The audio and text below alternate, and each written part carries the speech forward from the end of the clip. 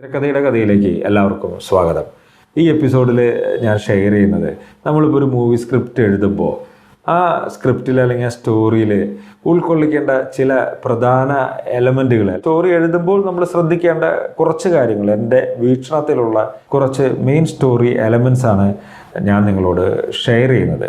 അപ്പോൾ ഈ സ്റ്റോറി എലമെൻറ്റുകൾ ഒക്കെ നമ്മളിങ്ങനെ കഥയിൽ ഉൾപ്പെടുത്തുന്നത് കൊണ്ട് എന്താണ് ഗുണം എന്നൊരു പക്ഷേ നിങ്ങൾ ചിന്തിക്കാമായിരിക്കും. സംഗതി സിമ്പിളാണ്.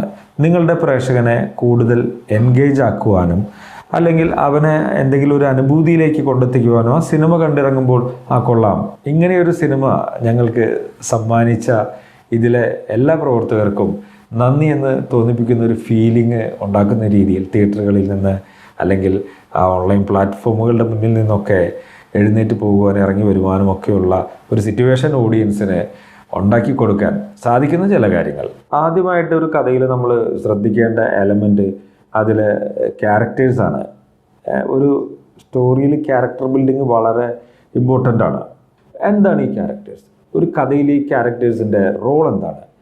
പൊതുവിൽ രണ്ട് തരം കഥാപാത്രങ്ങളാണ് അല്ലെങ്കിൽ ക്യാരക്ടേഴ്സാണ് കഥകളിൽ കാണപ്പെടുന്നത്. ഒരു ടൈപ്പ് സിംഗിൾ ഡൈമെൻഷണൽ ക്യാരക്ടേഴ്സ്. അവർക്ക് കഥയിൽ കാര്യമായിട്ട് റോളൊന്നും ഉണ്ടാവില്ല. അവർ കഥയുടെ ഒരു ഫെസിലിറ്റേഷൻ ലെവലിലാണ് നിൽക്കുക. അതായത് ആ കഥയ്ക്ക് വേണ്ട സെറ്റിങ്സിൻ്റെ ഒരു ഭാഗമാകുക, ചില പ്രത്യേക വിഷയങ്ങൾ കമ്മ്യൂണിക്കേറ്റ് ചെയ്യാൻ വേണ്ടി മാത്രം ഉപയോഗിക്കുക. ഇപ്പോൾ നമ്മളൊരു നാട്, ഒരു ഗ്രാമം എടുക്കുകയാണ്. ആ ഗ്രാമത്തിൻ്റെ അവസ്ഥയെപ്പറ്റി കഥാകൃത്ത് ഒരു പക്ഷേ പ്രേക്ഷകനോട് സംവേദിക്കുന്നത് രണ്ട് കഥാപാത്രങ്ങൾ തമ്മിലുള്ള സംഭാഷണങ്ങൾ കൊണ്ടായിരിക്കാം. അപ്പോൾ ഇത്തരത്തിലുള്ള കഥാപാത്രങ്ങളൊക്കെയാണ് നമ്മൾ സിംഗിൾ ഡിമെൻഷൻ ക്യാരക്ടേഴ്സ് എന്ന് പറയുന്നത്. അടുത്തൊരു വിഭാഗം 3 ഡിമെൻഷണൽ ക്യാരക്ടേഴ്സാണ്. ഈ കഥാപാത്രങ്ങൾക്ക് കഥയിൽ വ്യക്തമായിട്ട് റോൾ ഉണ്ടാവും. അതായത് ആ കഥയുടെ മുന്നോട്ടുള്ള ഗതിയെ അവർ സ്വാധീനിച്ചുകൊണ്ടേയിരിക്കും. അവർ കാരണം കഥ വളരുകയോ കഥയ്ക്ക് ദിശാമാറ്റം സംഭവിക്കുകയോ ഒക്കെ ചെയ്യും. അങ്ങനെയുള്ള കഥാപാത്രങ്ങളെയാണ് നമ്മൾ 3 ഡിമെൻഷണൽ ക്യാരക്ടേഴ്സ് എന്ന് പറയുന്നത്. ഒരു കഥയിലെ കഥാപാത്രങ്ങളിൽ ഉണ്ടാകേണ്ട രണ്ട് പ്രധാന കാറ്റഗറി ആണ്. ഒന്നൊരു പ്രൊട്ടോഗണിസ്റ്റ്, കഥ മുന്നോട്ട് കൊണ്ടുപോകുന്ന ഓഡിയൻ പക്ഷം ചേർന്ന് സഞ്ചരിക്കേണ്ട ഒരാൾ. അടുത്തത് ആൻറ്റോഗണിസ്റ്റ്, അതായത് നമ്മൾ പറയുന്ന വില്ലൻ. അപ്പോൾ ഇവർ രണ്ടുപേരും ഉണ്ടാകുമ്പോഴാണ് അല്ലെങ്കിൽ ഇവർക്കുള്ളിലുള്ള കോൺഫ്ലിക്ട്സ് ഉണ്ടാകുമ്പോഴാണ് ഒരു സിനിമ ജനിക്കുന്നത്, അല്ലെങ്കിൽ ഒരു കഥ ഉണ്ടാകുന്നത്, അല്ലെങ്കിൽ നമുക്ക് എന്തെങ്കിലും പറയാനുള്ള സംഭവങ്ങൾ നടക്കുന്നത് ഇതിനുള്ളിലാണ്. ഇനി മറ്റൊരു കാര്യം കൂടി, ഒരു ക്യാരക്ടർ അതൊരു മനുഷ്യൻ ആവണമെന്നൊരു നിർബന്ധമില്ല. അത് മറ്റു പല മൃഗങ്ങളാവാം, പല ഒബ്ജക്ട്സ് ആവാം. കാർട്ടൂൺ സിനിമകളൊക്കെ കാണുന്നവർക്ക് അറിയാം, അതിലൊക്കെ ഒബ്ജക്ട്സ് ക്യാരക്ടേഴ്സായിട്ട് ധാരാളമുണ്ട്. എല്ലാവർക്കും അറിയാവുന്ന ഒരു കാര്യമാണ്, എങ്കിലും ഞാനത് കോമൺ ആയിട്ടൊന്ന് മെൻഷൻ ചെയ്തേ ഉള്ളൂ. അപ്പോൾ ഒരു കഥയിൽ ആ കഥയുടെ ഭാഗമാകാവുന്ന ഏതൊരു വസ്തുവോ മൃഗമോ മനുഷ്യനോ ഒരു പ്രകൃതിയുടെ ഫോഴ്സോ ഏത് എലമെൻ്റ് ആയിക്കോട്ടെ അത് ക്യാരക്ടറായിട്ട് വരാം. അടുത്തതായി ഒരു സ്റ്റോറിയിൽ വേണ്ട പ്രധാന കാര്യമാണ് പ്ലോട്ട്. പ്ലോട്ട് എന്ന് പറഞ്ഞാൽ ഉദ്ദേശിക്കുന്നത് ഒരു സീക്വൻസ് ആണ്. അതായത് ഒരു കഥയിലെ ഒരു സീരീസ് ഓഫ് ഇവൻറ്റ്സ്. അതായത് ഇപ്പോൾ നമ്മൾ കഥ തുടങ്ങി, നമ്മളുടെ കഥയുടെ പശ്ചാത്തലവും കാര്യങ്ങളൊക്കെ കാണിച്ചു, ഈ കഥ എങ്ങോട്ടാണ് പോകുന്നതെന്ന് പ്രേക്ഷകനെ മനസ്സിലാക്കി കൊടുത്തു. അതിനുശേഷം ഈ കഥയിൽ അടുത്തൊരു ഡെവലപ്മെൻറ്റ് സംഭവിക്കാൻ പോവുകയോ ഒക്കെ ചെയ്യുന്ന ഒരു ഘട്ടം വരെയുള്ള ഒരു കാര്യം. അപ്പോൾ അതൊരു പ്ലോട്ട് അല്ലെങ്കിൽ ഒരു സീക്വൻസ് എന്ന് അതിനെ വിശേഷിപ്പിക്കാം. അപ്പോൾ അത് കഴിഞ്ഞിട്ട് അതിലത്തെ പ്രൊട്ടോഗണിസ്റ്റ് ഒരു വലിയ വിഷമസ്ഥിതിയിലേക്ക് കടക്കുകയും അത് ഫേസ് ചെയ്യേണ്ടതായിട്ട് വരികയും അവനെ നേരിടാൻ തയ്യാറാവുകയൊക്കെ ചെയ്യുന്ന കുറേ സംഭവവികാസങ്ങൾ ഉൾപ്പെടുത്തുന്ന അടുത്തൊരു പ്ലോട്ട്. അത് കഴിയുമ്പോഴത്തേക്കും അടുത്തൊരു പ്ലോട്ട് വേണമെങ്കിൽ ആ കഥയുടെ ഒരു മിഡിൽ പോർഷൻ, അതായത് പ്രൊട്ടോഗണിസ്റ്റ് ആ കഥയിലെ വില്ലനെ ഫേസ് ടു ഫേസ് കാണുന്ന ഭാഗങ്ങൾ, വില്ലൻ്റെ പവർ അവൻ തിരിച്ചറിയുന്ന ഭാഗങ്ങൾ, അങ്ങനെയൊക്കെ വരുന്നത് അടുത്തൊരു സീക്വൻസ് ആയിട്ട് വരാം. അടുത്തൊരു സീക്വൻസ് ഈ പ്രൊട്ടോഗണിസ്റ്റ് ഈ വില്ലനെ കീഴ്പ്പെടുത്താൻ ശ്രമിക്കുകയും അദ്ദേഹം അതിനകത്ത് പരാജയപ്പെടുകയൊക്കെ ചെയ്യുന്നതാവാം അടുത്തൊരു സീക്വൻസ്.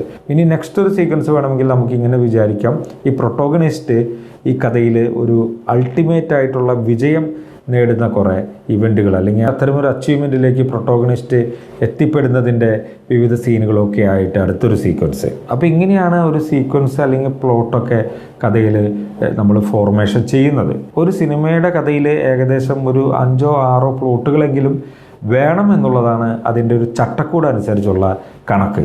അതിൽ കൂടുതലും അതിൽ കുറവുള്ളതുമായിട്ടുള്ള പല സിനിമകളും നിങ്ങൾക്ക് ഒബ്സർവ് ചെയ്യാനായിട്ട് സാധിക്കും. അപ്പോൾ നിങ്ങൾ ഇനി കാണുമ്പോൾ ഓരോ പ്ലോട്ട് അല്ലെങ്കിൽ ഓരോ സീക്വൻസ് എന്തൊക്കെയാണ് ഒരു സിനിമയിലുള്ളതെന്ന് ശ്രദ്ധിക്കുക.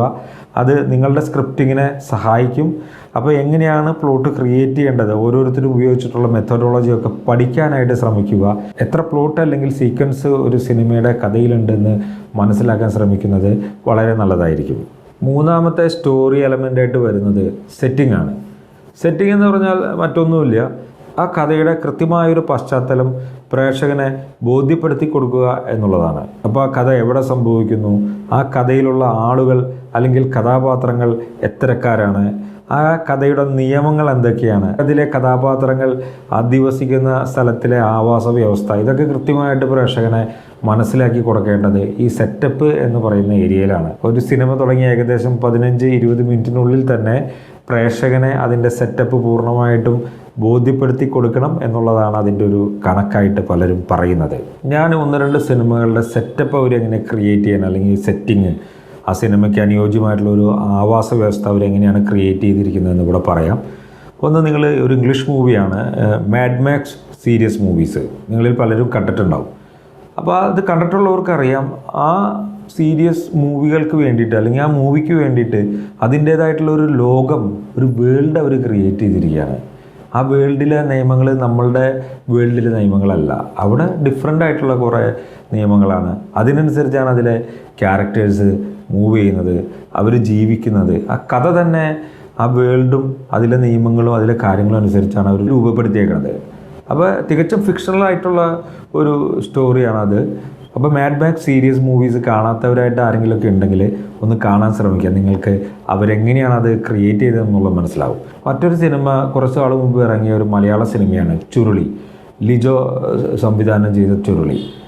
അപ്പോൾ അത് കണ്ടവർക്കറിയാം, അതിൻ്റെ ഒരു ലോകം അവർ വേറൊരു രീതിയിലാണ് സെറ്റ് ചെയ്തേക്കുന്നത്.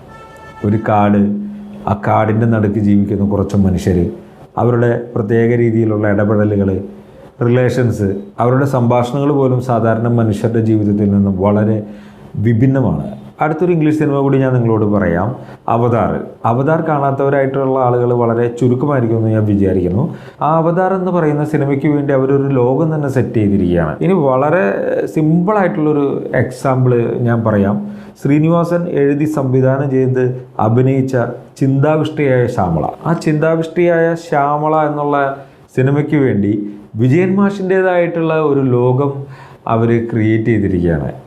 ആ ലോകമാണ് അവർ നമ്മളെ കാണിച്ചു തരുന്നത്, അയാളുടെ പ്രശ്നങ്ങൾ, അയാളത് എങ്ങനെ ഡിറൈവ് ചെയ്യാൻ ശ്രമിക്കുന്നു. അപ്പോൾ വിജയൻ മാഷിൻ്റെ ഒരു ലോകം നമ്മളെ കാണിച്ചുകൊണ്ട് അയാളെ ഇഷ്ടപ്പെടുത്തുകയും അയാളുടെ കഥ അല്ലെങ്കിൽ സിനിമ കണ്ടിരിക്കാനായിട്ട് മലയാളിയെ പ്രേരിപ്പിക്കുകയും ചെയ്തത്. സ്റ്റോറി ടെല്ലിങ്ങിലെ 4ാമത്തെ എലമെൻ്റാണ് conflict. Conflict is a bliss in story telling എന്നാണ് പലരും പറയുന്നത്. അതായത് ഈ കഥ എപ്പോഴും മുന്നോട്ട് പോകുമ്പോൾ ഈ കഥയെ ഇൻട്രസ്റ്റിംഗ് ആയിട്ട് കീപ്പ് ചെയ്യാനായിട്ട് എപ്പോഴും കഥാകൃത്തുക്കൾ ഉപയോഗിക്കുന്ന ഒരു ടെക്നിക്കാണ് ഈ കോൺഫ്ലിക്ട്സ്. അപ്പോൾ കോൺഫ്ലിക്റ്റ് കാണുമ്പോൾ ഓട്ടോമാറ്റിക്കലി നമ്മളതിനകത്ത് എൻഗേജ്ഡ് ആയിപ്പോകും. ഒരു ഹ്യൂമൻ സൈക്കോളജിയാണത്. അപ്പോൾ ഒരു കഥയിൽ ഇങ്ങനെ അടിക്കടി കോൺഫ്ലിക്റ്റുകൾ ഉണ്ടാവണം. കഥാപാത്രങ്ങൾ തമ്മിലുള്ള കോൺഫ്ലിക്റ്റുകൾ അല്ലെങ്കിൽ രാജ്യങ്ങൾ തമ്മിലുള്ള കോൺഫ്ലിക്റ്റുകൾ, അങ്ങനെയൊക്കെ ഉണ്ടാകുമ്പോഴാണ് ഈ കോൺഫ്ലിക്റ്റിൻ്റെ അവസാനം എന്ത് സംഭവിക്കും എന്നുള്ളൊരു ഉദ്യോഗം പ്രേക്ഷകനിൽ നമുക്ക് സൃഷ്ടിക്കാനായിട്ട് സാധിക്കുക. 2 എക്സാമ്പിൾസ് അതിനെപ്പറ്റി പറയാം. എൻ്റെ ഒരു വീക്ഷണമാണ് കേട്ടോ, നിങ്ങൾക്ക് അതെങ്ങനെയാണെന്ന് എനിക്കറിയില്ല, പക്ഷേ എൻ്റെ ഒരു വീക്ഷണം പറയാം. ഇപ്പോൾ ഈ അടുത്ത കാലത്ത് ഇറങ്ങിയ പ്രേമലു എന്നുള്ള സിനിമ, ആ പ്രേമലുള്ള സിനിമയിൽ അതിൻ്റെ സെറ്റപ്പ് കഴിഞ്ഞു. അപ്പോൾ ആ നായികയും നായകനും തമ്മിൽ പരിചയപ്പെട്ടു, ഒരു അടുപ്പത്തിലേക്ക് പോകുമ്പോൾ പിന്നെ അവർക്കുള്ളിലുള്ള കോൺഫ്ലിക്റ്റുകളാണ് ഈ ഒരു കഥ എന്താകുമെന്നുള്ള ആകാംക്ഷ പ്രേക്ഷകനിൽ സൃഷ്ടിക്കുകയും അവരെ അതിൻ്റെ അവസാനം വരെ പിടിച്ചിരുത്തുകയും ചെയ്യുന്നതിലെ ഒരു ഭാഗം. ഓഫ് കോഴ്സ് അതിൽ തമാശകളുണ്ട്, രസകരമായ മുഹൂർത്തങ്ങളൊക്കെ ഉണ്ട്. ഇതിൻ്റെ ഒപ്പം തന്നെ ഈ കോൺഫ്ലിക്റ്റുകളൂടെയും വരുമ്പോഴാണ് ആ കഥയ്ക്ക് പ്രേക്ഷകനിൽ ഒരു കെമിസ്ട്രി ഉണ്ടാക്കാനായിട്ട് സാധിക്കുക. ഞാൻ മറ്റൊരു കുറച്ച് പഴയൊരു മലയാള സിനിമയാണ് ദേവാസുരം എന്നുള്ള സിനിമ. ഒരുമാതിരി എല്ലാവരും കണ്ടിട്ടുള്ള ഒരു സിനിമ ആയിരിക്കും ഞാൻ വിചാരിക്കണം. ദേവാസുരത്തിൽ മംഗലശ്ശേരി നീലകണ്ഠനും മുണ്ടക്കൽ ശേഖരനും തമ്മിലുള്ള കോൺഫ്ലിക്റ്റുകളാണ് കഥ മുന്നോട്ട് കൊണ്ടുപോകുന്നത്. അവർ തമ്മിൽ കോൺഫ്ലിക്റ്റുകൾ ഉണ്ടായിട്ടില്ലെങ്കിൽ അങ്ങനെ ഒരു കഥയ്ക്ക് സ്കോപ്പ് പോലുമില്ല. ആ കഥാപാത്രങ്ങൾ പരസ്പരം അവരവരുടെ സ്റ്റാൻഡിൽ നിന്നുകൊണ്ട് അങ്ങോട്ടും ഇങ്ങോട്ടും യുദ്ധം ചെയ്യുമ്പോഴാണ് ദേവാസുരം എന്ന കഥ ജനിക്കുന്നത്. ഓക്കെ, അപ്പോൾ ഈ കോൺഫ്ലിക്റ്റുകൾ ഒരു കഥ ഇൻട്രസ്റ്റിംഗ് ആയിട്ട് നിലനിർത്താനായിട്ട് എത്രമാത്രം സഹായിക്കുന്നു എന്നുള്ളത് നിങ്ങൾക്ക് മനസ്സിലായി കാണുമെന്ന് വിചാരിക്കുന്നു. അഞ്ചാമത്തെ സ്റ്റോറി എലമെൻ്റായിട്ട് വരുന്നത് തീമാണ്. സംഭവം വളരെ സിമ്പിളാണ്. ഒരു സിനിമ അല്ലെങ്കിൽ ഒരു കഥ നിങ്ങൾക്ക് നൽകുന്ന സന്ദേശം, അല്ലെങ്കിൽ പ്രേക്ഷകന് നൽകുന്ന സന്ദേശം എന്താണ് എന്നുള്ളതാണ്. സന്ദേശം ആണ് തീം. നമുക്കിപ്പോൾ ഈ ഇലക്ഷനൊക്കെ അടുത്തിരിക്കുന്ന ഇലക്ഷൻ ചൂടൊക്കെ നന്നായിട്ടുള്ള ഈ സമയമായതുകൊണ്ട് സന്ദേശം എന്നുള്ള സിനിമ തന്നെ നമുക്ക് എക്സാമ്പിളായിട്ട് എടുക്കാം. ശ്രീനിവാസൻ എഴുതി സത്യനന്ദിക്കാട് സംവിധാനം ചെയ്ത മലയാളികളുടെ എക്കാലത്തെയും പ്രിയപ്പെട്ട സിനിമയാണ് സന്ദേശം. ആ സിനിമ നൽകുന്ന സന്ദേശം എന്താണ്? രാഷ്ട്രീയക്കാരുടെയൊക്കെ പുറകെ പോയി ജീവിതം കുട്ടിച്ചോറാക്കിയാൽ ആകെ കുഴപ്പമാകുമെന്നുള്ള സന്ദേശമാണ് അത് ജനങ്ങളിലേക്ക് പകർന്നത്. അത് ശരിയാണോ തെറ്റാണോ എന്നുള്ളതൊക്കെ ചർച്ച ചെയ്യപ്പെടേണ്ട വിഷയമാണ്. പക്ഷേ ആ സിനിമ നൽകിയ ഒരു സന്ദേശം അതാണ്. അപ്പോൾ നിങ്ങളിങ്ങനെ ഓരോ സിനിമകൾ എടുത്ത് നോക്കിയാലും ആ സിനിമ നൽകുന്ന സന്ദേശങ്ങൾ നിങ്ങൾക്ക് കണ്ടുപിടിക്കാനായിട്ട് നിങ്ങൾക്ക് കഴിയും. അതാണ് ഒരു മൂവിയുടെ തീം. ചില സിനിമകൾ ഒരു തീമുമില്ലാതെ ഇറങ്ങുന്നുണ്ട് കേട്ടോ, അങ്ങനെ തീം സിനിമകളുണ്ട്. അപ്പോൾ നിങ്ങളൊന്ന് നോക്കുക, ആ ഒരു മൂവിക്ക് തീമുണ്ടോ, ഉണ്ടെങ്കിൽ തന്നെ അത് എന്താണ് ഒന്ന് അനലൈസ് ചെയ്ത് നോക്കുക, ഇൻട്രസ്റ്റിംഗ് ആയിരിക്കും. ആറാമത്തെ സ്റ്റോറി എലമെൻ്റാണ് ക്ലൈമാക്സ്. ക്ലൈമാക്സിനെ പറ്റി പ്രത്യേകിച്ചൊന്നും ആരോടും പറഞ്ഞു തരേണ്ട കാര്യമില്ല. എല്ലാവർക്കും അറിയാം ഒരു സിനിമയുടെ ക്ലൈമാക്സ് എന്താണെന്ന്. ഒരു കഥയുടെ അല്ലെങ്കിൽ ഒരു സിനിമയുടെ അവസാന ഭാഗം അല്ലെങ്കിൽ അവർ ചർച്ച ചെയ്യുന്ന വിഷയത്തിൻ്റെ അന്തിമ തീരുമാനമാണ് അതിൻ്റെ ക്ലൈമാക്സ്. ഒരു കഥ മുന്നോട്ട് കൊണ്ടുപോകുന്ന പ്രൊട്ടോഗണിസ്റ്റ് അത് ഒരാളാകാം, അല്ലെങ്കിൽ ഒരു ഗ്രൂപ്പ് ഓഫ് ആളുകളാകാം, ചിലപ്പോൾ ചില ഒബ്ജക്റ്റുകളാവാം. അപ്പോൾ അവർ ആ കോഴ്സിൽ അല്ലെങ്കിൽ ആ കഥയിൽ അവർ ഫോളോ ചെയ്യുന്ന ലക്ഷ്യത്തിൽ എത്തുന്നതിൽ വിജയിച്ചോ ഇല്ലയോ എന്ന് നമ്മൾ പ്രേക്ഷകനെ കാണിക്കുന്ന ഭാഗമാണ് ക്ലൈമാക്സ്. പ്രത്യേകിച്ച് എല്ലാവരും ഒരു കാര്യം ഓർക്കുക, ക്ലൈമാക്സ് വളരെ ഇൻട്രസ്റ്റിംഗ് ആയിരിക്കണം. പ്രേക്ഷകനിൽ ഒരു ബ്ലഡ് കെമിസ്ട്രി ക്രിയേറ്റ് ചെയ്യാനായിട്ട് ക്ലൈമാക്സിന് സാധിക്കണം. അവൻ വീട്ടിലേക്ക് പോകുമ്പോൾ കഥയുടെ എന്തെങ്കിലുമൊക്കെ ഓർമ്മകളുമായിട്ട് വീട്ടിലേക്ക് പോകുവാനോ അല്ലെങ്കിൽ വീട്ടിൽ ചെന്നാൽ ഓർത്തിരിക്കേണ്ട എന്തെങ്കിലുമൊക്കെ ഒരു കാര്യം ക്ലൈമാക്സിൽ ഉണ്ടാകുന്നത് വളരെ നല്ലതായിരിക്കും. ഏഴാമത്തെ പോയിൻ്റായിട്ട് വരുന്നത് എക്സ്പോസിഷനാണ്. സംഭവം സിമ്പിളായിട്ട് മനസ്സിലാക്കാനായിട്ട് ഞാനതിങ്ങനെ പറയാം, അതൊരു ജാതകമെഴുത്താണ്. ജാതകം എന്ന് പറഞ്ഞാൽ അതിലെല്ലാം പെടും. പക്ഷെ നമ്മൾ സിനിമയിൽ ഈ ജാതകമെഴുത്ത് പ്രയോഗിക്കുമ്പോൾ ഒരു ഫിൽറ്ററിങ് വെക്കണത്, അതായത് ഇപ്പോൾ ഒരു കഥാപാത്രം, ആ കഥാപാത്രത്തിൻ്റെ അറിയേണ്ടതായിട്ടുള്ള, പ്രേക്ഷകൻ അറിഞ്ഞിരിക്കേണ്ടതായിട്ടുള്ള ഇൻഫോർമേഷൻസ് മാത്രം പാസ് ചെയ്യുക. ആ കഥാപാത്രത്തിൻ്റെ ഒരു ജാതകം ആൾക്കാർക്ക് മനസ്സിലാക്കി കൊടുക്കുക. അതുപോലെ ഒരു ലൊക്കേഷൻ, കഥ സംഭവിക്കുന്ന ലൊക്കേഷൻ അല്ലെങ്കിൽ ആ കഥാപരിസരം, ആ പരിസരത്തിൻ്റെ ഒരു ജാതകം. ഇപ്പോൾ ഒരു ഹൊറർ സ്റ്റോറിയാണെന്ന് വിചാരിക്കുക. അപ്പോൾ എന്തൊക്കെയാണ് അവിടുത്തെ ഹൊറർ എലമെൻറ്റ്സ്? അവിടെ ഒരു സുന്ദരിയായ സ്ത്രീ ഉണ്ടായിരുന്നു, അതിനവിടുത്തെ തമ്പുരാൻ പിടിച്ചു കൊന്നു. അപ്പോൾ പിന്നെ അത് വീണ്ടും പുനർജനിച്ച് വന്നുകൊണ്ടിരിക്കുകയാണ്. അങ്ങനെ പല അനുഭവങ്ങളും അവിടുത്തെ നാട്ടുകാർക്കൊക്കെ ഉണ്ടായി.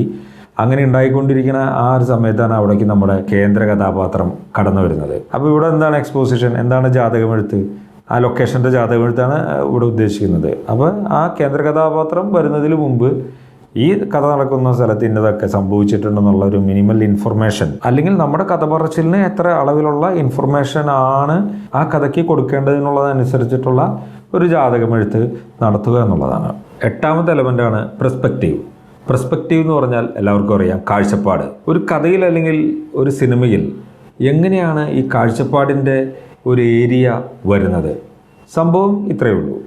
ഒരു കഥാകൃത്ത് ആ കഥയെ ഏത് കോണിൽ നിന്നാണ് വീക്ഷിക്കുന്നത്, അതായത് ഏത് ചിന്തയോടെ, ഏത് മുൻവിധിയോടെ, ഏത് ധാരണകളോടെയാണ് ഒരു കഥാകൃത്ത് ഒരു കഥയെ, കഥാപരിസരത്തെ, കഥാപാത്രങ്ങളെ വീക്ഷിക്കുകയും സൃഷ്ടിക്കുകയും ചെയ്യുന്നത് എന്നുള്ളതാണ് perspective of A story or A cinema എന്നുള്ളത് കൊണ്ട് ഉദ്ദേശിക്കുന്നത്. ഈ പെർസ്പെക്റ്റീവിൻ്റെ വിഷയത്തിൽ ഒരു സിനിമ നമുക്കൊന്ന് എക്സാമ്പിളായിട്ട് എടുത്തിട്ട് അനലൈസ് ചെയ്യാം.